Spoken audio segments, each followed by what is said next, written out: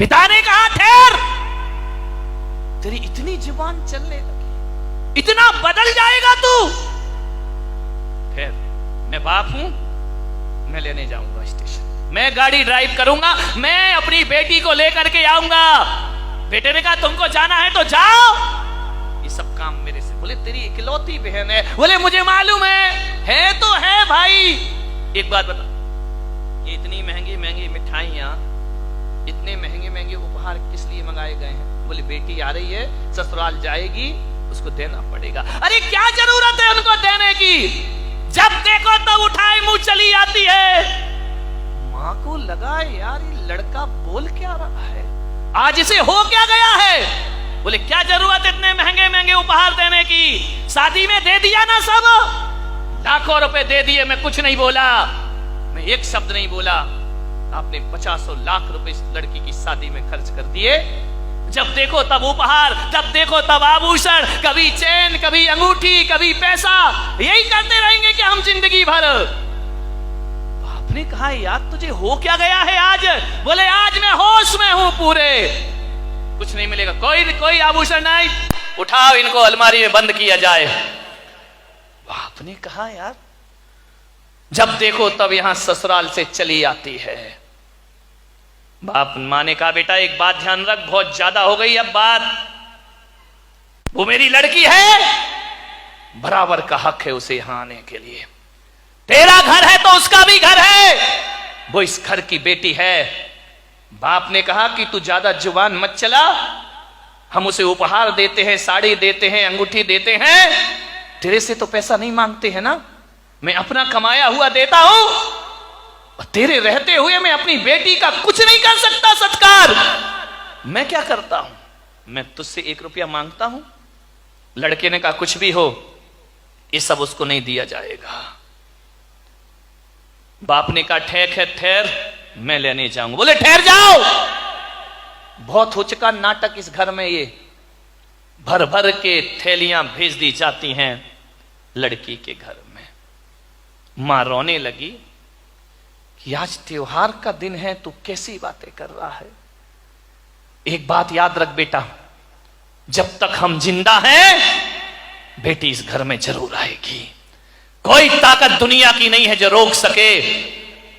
हमने तुझे पाला है तो उसे भी पाल पोस कर बड़ा किया है, उस बेटी का अधिकार इस घर में पूरा रहेगा। लड़के ने कहा मां इतना अधिकार होता है लड़की का शादी होने के बाद घर में?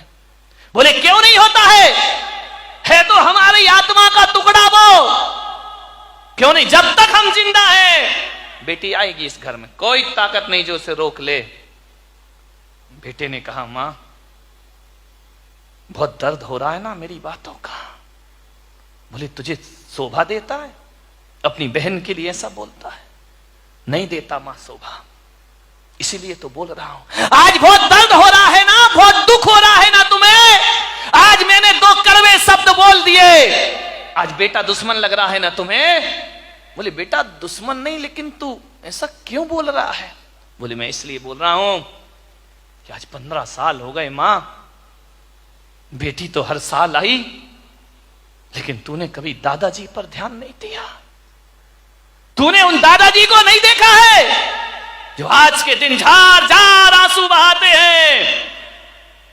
क्या हुआ, 15 साल से इस घर में बुआ नहीं आई है मां, ध्यान रखिए।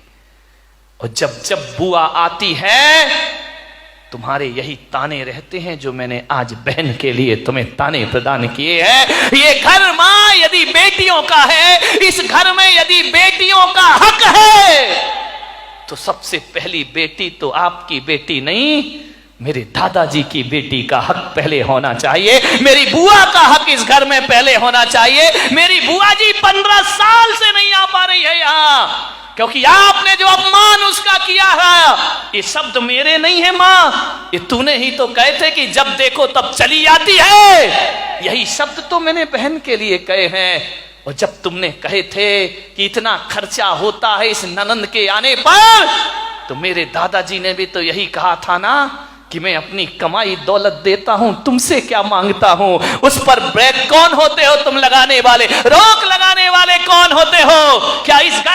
नहीं आना चाहिए। उसका भी तो घर है ना ये।